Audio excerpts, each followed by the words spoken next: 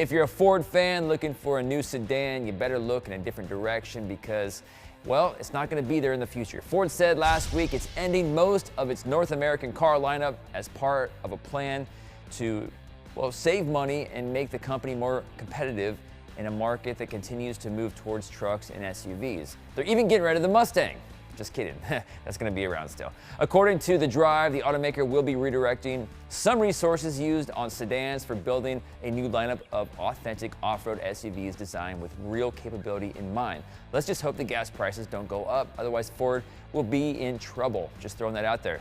This includes getting rid of all cars during the next 4 years except the Mustang and the compact Focus crossover vehicle. CEO Jim Hackett said the decision was due to declined demand and profitability, which means Ford will no longer sell the Fusion Taurus C-Max hybrid, which I don't even know what a C-Max is, and Fiesta in the US, Canada, and Mexico.